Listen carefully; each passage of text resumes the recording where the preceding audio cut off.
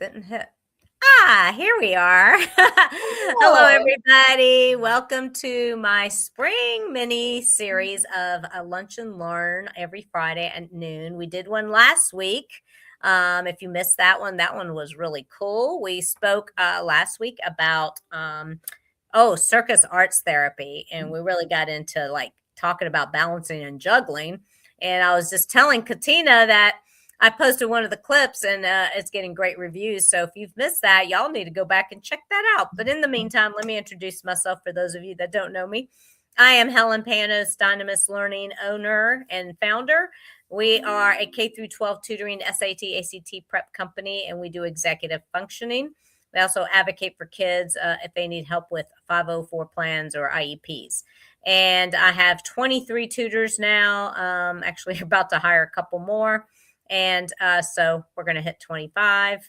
And everybody has great different specialties. Actually just asked one of my tutors to do a biology for this coming week. So he's done environmental science. Never thought I needed an environmental science tutor, but there we were. We needed one. So, yep. And we're doing great. Actually, this quarter has been terrific for Dynamis Learning, and we appreciate all the referrals and people coming back, people that have been with us a long time, continue on and they see results. So let me introduce Katina Dunkerly. She is one of our newer executive function coaches. How are you doing? I know you're I'm kind of doing far well. I'm doing well. How are you? Good.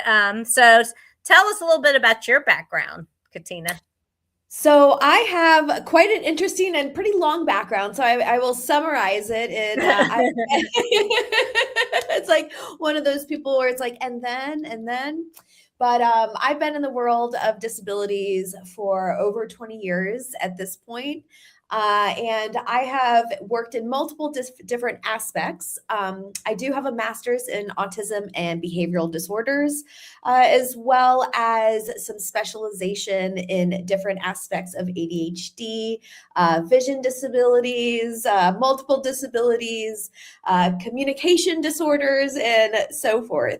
And in all of this, in part of my life, I have also been a circus art therapist to address needs in executive functioning, as well as social disorders in a setting that is very different than a typical therapeutic setting.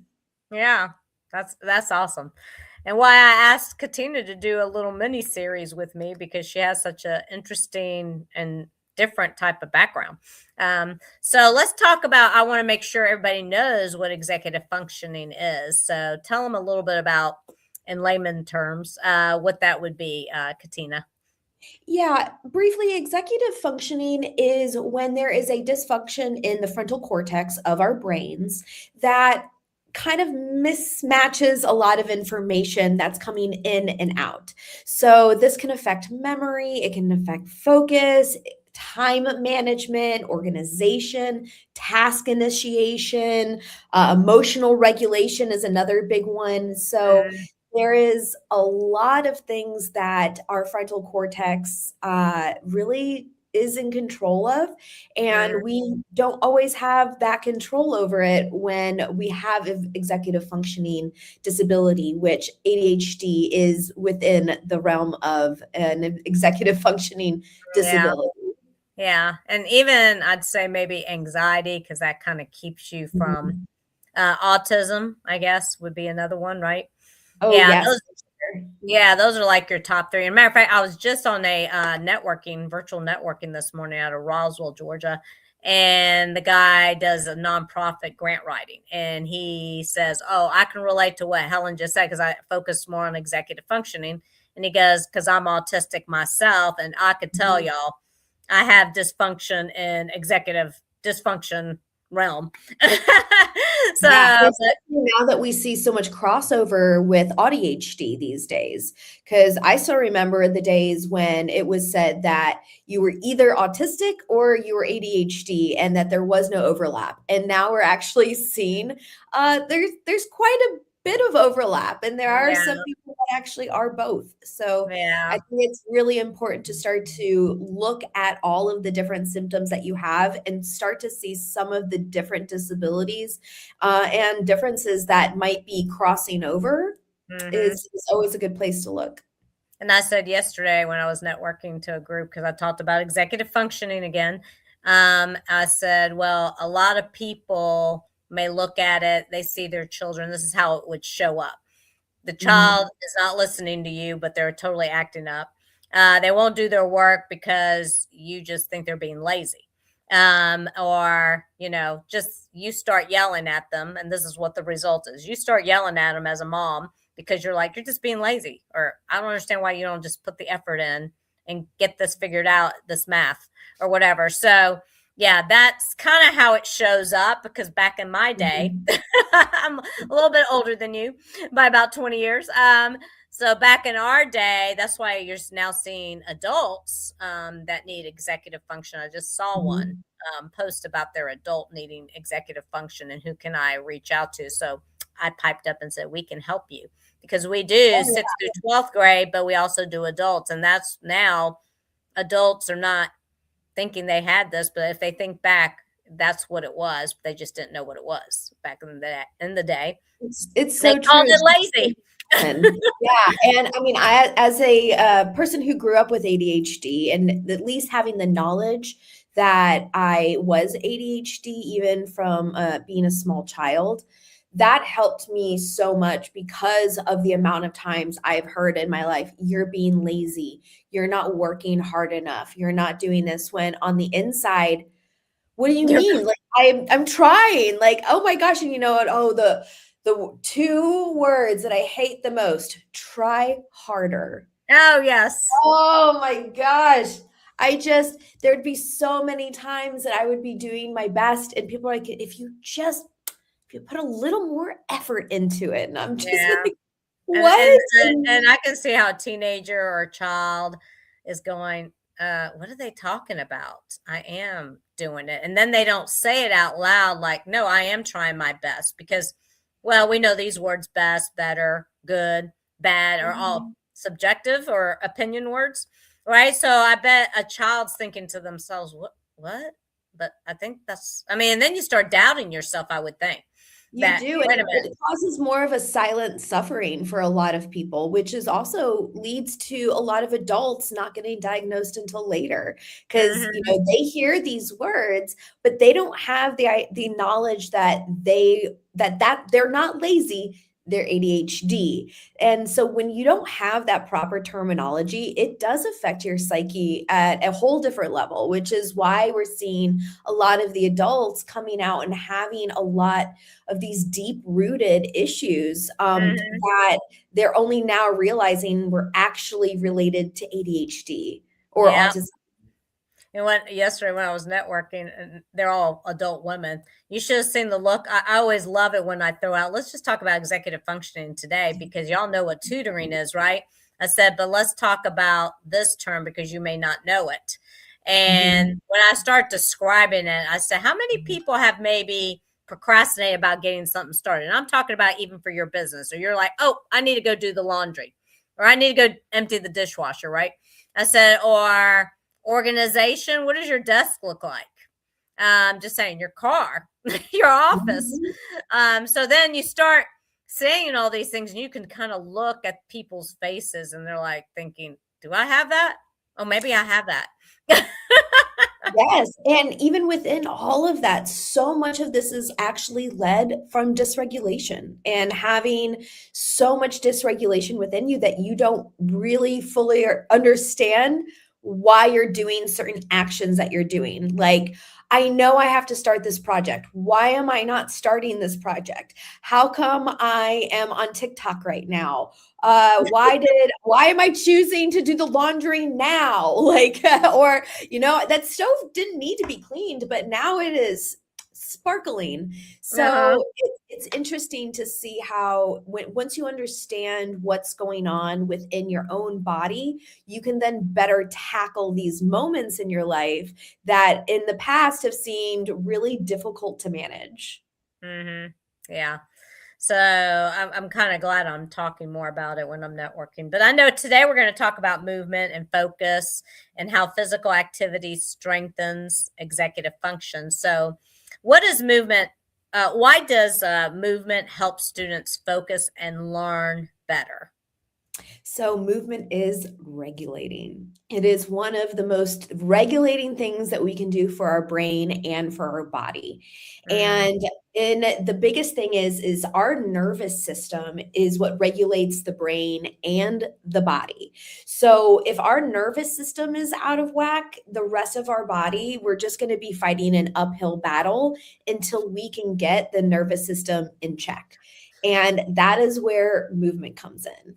It is one of the fastest ways for us to give our nervous system and our brains a quick jolt to change whatever is going on in the brain that is not letting us do the thing. mhm. Yeah, I love exercising, so it's good to hear that they're pushing that more and more because it helps with regulation. You could tell, like if I'm stressed myself, just as an adult, you're busy, you're a mom, you got to deal with the kids. Try to take some time away, whether you're ADHD, executive functioning or not. Um, Mhm. Exercise, even walking, can help Right. relieve And that. this is also one of the biggest things is that I think so often we feel like we need to know that taking a moment to do these things and these movements, it's not an option. Like, you do need to try to find some way to do it in your day because again, My the rest plan. of your day is such an uphill battle. So why not start off with a way that with tools that you can use to make sure that you are already starting off at a really good level and setting Mhm. yourself up for success instead of setting yourself up for struggle. And I think one of those executive function tools, if I'm not mistaken, or tips is tie it to something else you already do in the morning, right? If you're going to Yeah. brush your teeth, or I don't know, if you do prayer or you do a journaling, then you immediately, that kind of triggers in your mind to go ahead and do even a 20-minute exercise. It doesn't have to be, everybody thinks they have to go work out at the gym for an hour to see a No. difference. That's not true. All my exercises are no more than 30 minutes. Oh, same. I am I love doing the like 15 to 20-minute Pilates videos on YouTube, especially Mhm. because a lot of the aspects of Pilates use resistance bands. So that Yes. adds that weight, that resistance that is so good for our brains. Yeah. And finding things that naturally will give you movement, like music, is also a really great way to get movement into your day. I know for me, one of the best ways that I have found that will drag me out of bed, because I know myself, as many ADHDers, that transition is not Yeah. always the easiest in the morning.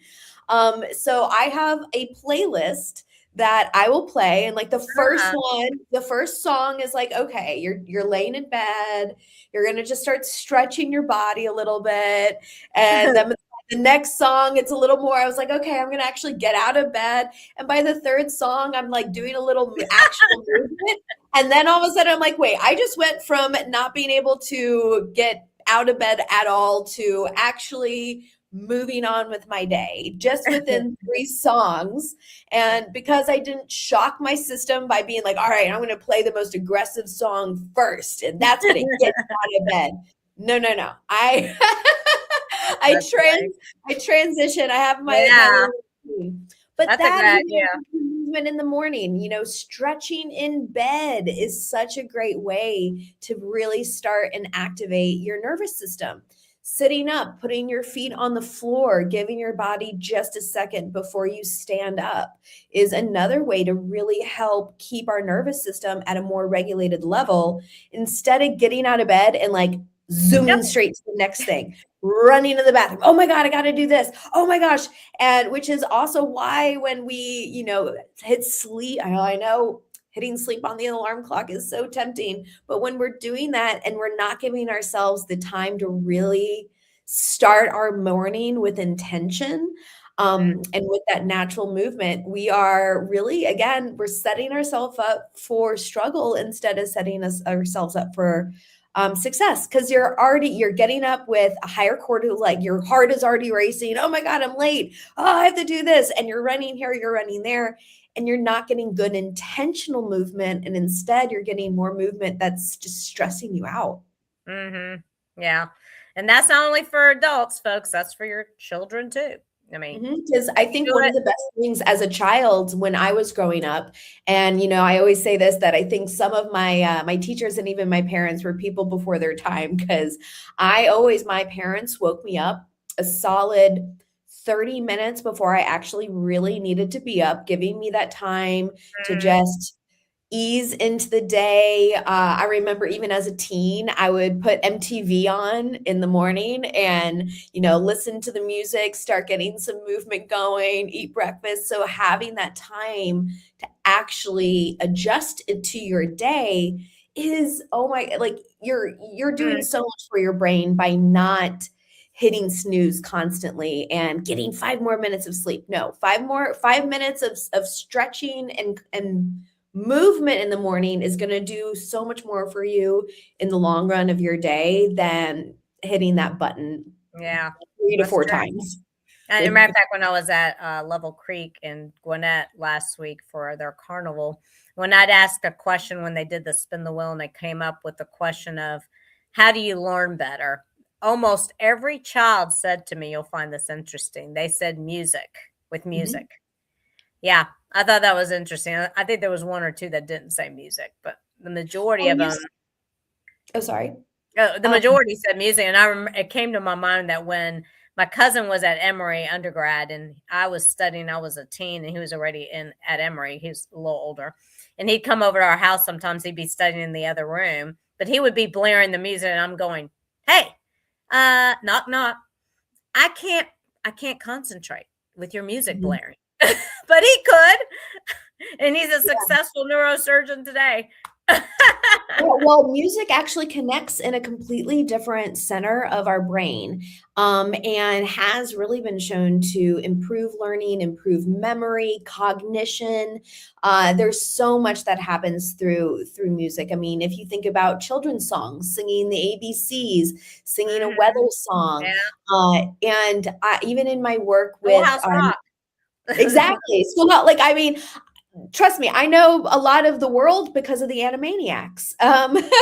But but one of the things that is always been something that's been interesting is even when I've been working with non-speaking children, once music starts to play, I've worked with some kids that will all of a sudden start singing and will start being able to work through Mhm. music. I worked with a little, well, not little, oh my gosh, he's so big now, but this young autistic boy at the time, he's a grown man now, and he struggled so hard to read. But once we started reading in Gregorian chant, Oh, his reading wow. skills went up, his comprehension skills went up, and it was just a very interesting change. And instead of just reading in a plain tone and reading with that melodic tune, that triggered a different part of his brain that got everything to just Wow. go and do.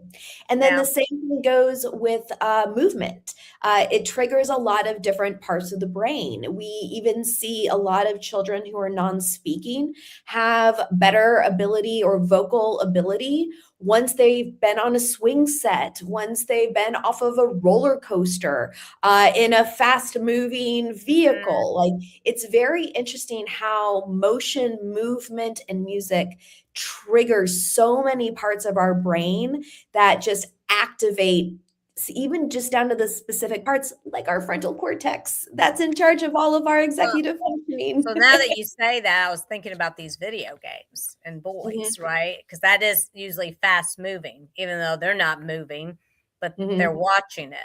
I have a feeling that has something to do with helping them too, in terms of maybe ADHD or, I mean, Yeah, there's actually now I have not played them myself. I grew up in a household that did not have video games. So I was one of the few kids that, I'd have to go to my friends to play Nintendo. mm, Um, but they now actually have video games that are intended for children with ADHD and autism and other executive functioning disabilities that are actually aimed to help retrain and rewire the brain through these video games. And it's pretty interesting. And if you talk to your doctors, I know many of them can even be prescribed. Oh, wow. Huh. Yeah. That's interesting. That might be the big new AI thing to come. Yeah. It's actually been around for around a decade, maybe a little bit more. And a lot of the video games that you see that have a better therapeutic value are the ones that are a little bit slower, that you have to figure things out. Especially one of the interesting things is to tell your kids to not do the cheats. Don't go on YouTube and find out how you get this coin. Like, doing it yourself teaches you how to mentally map. It teaches skill progression. It teaches patience and waiting, rewards. It teaches so much. So even in the video games that they're playing now, it's just, I know a lot of people will go straight to the internet and find out what all the secrets are. Yeah. So instead, try to just really use that mental energy during those games. And I think we've already answered the second question I was going to ask you, which is what type of physical activity is helpful for executive functioning? Is there anything you want to add? Well, we talked last time about a lot of these activities. So juggling, again, is always a really great one to help get the brain going. Cross-lateral activities in the morning it's honestly like it's like a better coffee for the brain and for the body. Exactly. So things like running are actually a really great morning activity. I will say I'm not a runner. I am a wish to be runner. I have tried to take it up multiple times in my life, but my ADHD gets the better of me every time. And I am like, oh, look, a butterfly. Oh, look at this flower. I am more of a pleasant walker, but even a walk in the morning is a great way to get cross-lateral movement. Just doing knee taps, laying on your back and tapping your opposite knees even is a great way. Spinning activities like hula hooping, just moving around on the floor, getting your body to move, and even just the top moving in a different way as the bottom moving, getting our bodies to move in opposite directions. Any way that you can get that in the morning is the right way to do it. And same with heavy lifting. Heavy lifting is something that's really, really grounding for our ADHD and autistic brains. And you see more and more research behind heavy lifting. So even doing things like weight training in the morning is a really great way to start your day. I love weight training, and women our age anyway should be doing that. Exactly. And they're hearing it more and more nowadays because of menopause and stuff. But I wanted to mention to our audience, those of you in Atlanta, they just opened up a skate ATL.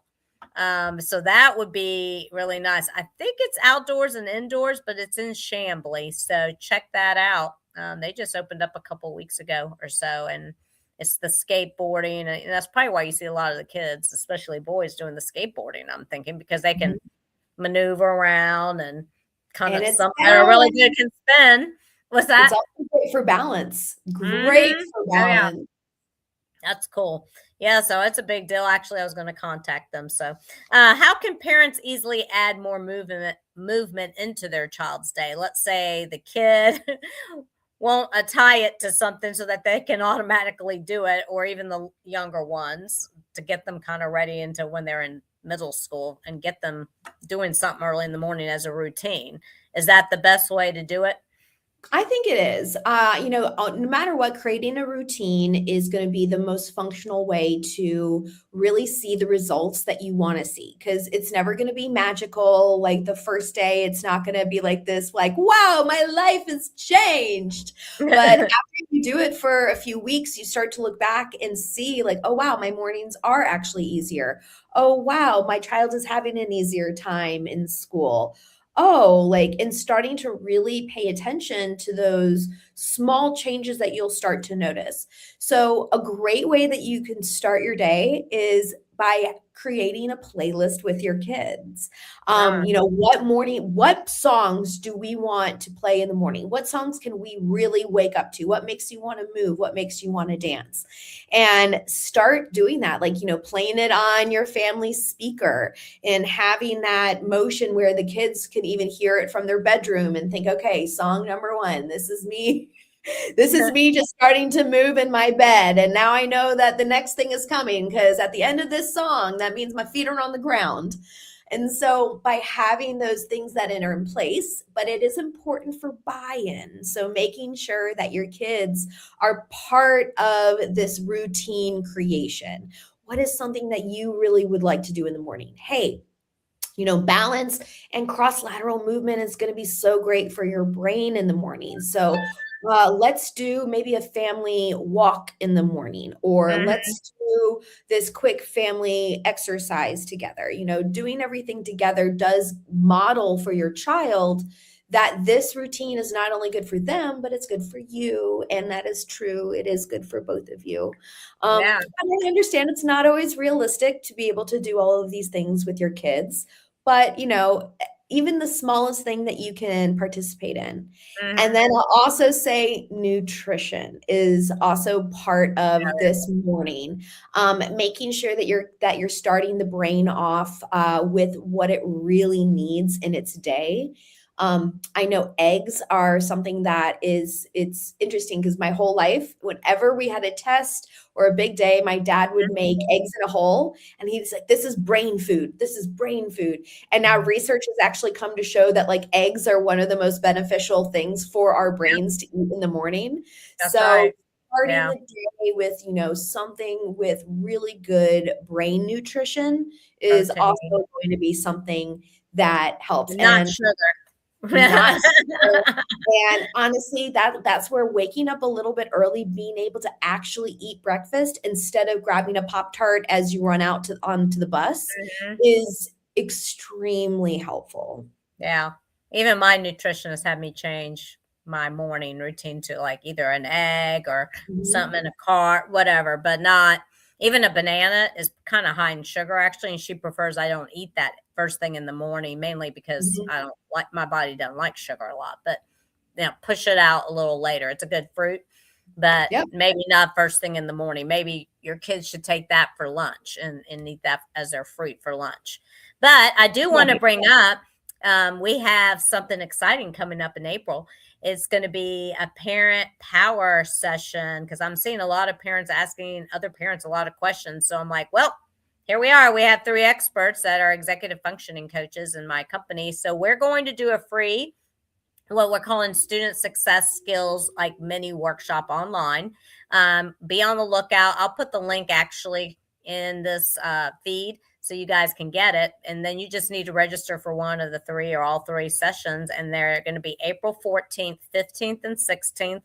Katina is going to be doing the April 14th at 9:30 a.m. We put them at different times. Crystal will be doing April 15th or actually the 16th at noon, and I'll be doing it at night on the 15th at 7:30. But all you need to do is register so we can get you the link.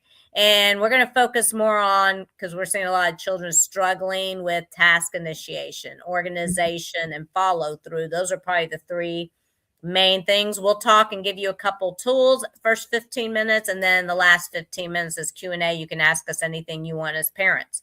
So 2 simple tools in the 30 minutes, a little review of the topic that we've got already scheduled, and a 15-minute live Q&A. Can't beat that. And those are coming up again the 14th, 15th, and 16th. Just register so you can get the link and just jump on with the Zoom link when you get it at those times in those days. So be on the lookout for that. Flyer's almost ready. So, and I appreciate your time today, Katina.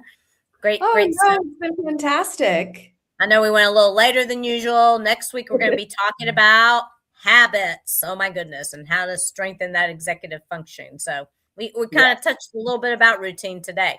Mhm.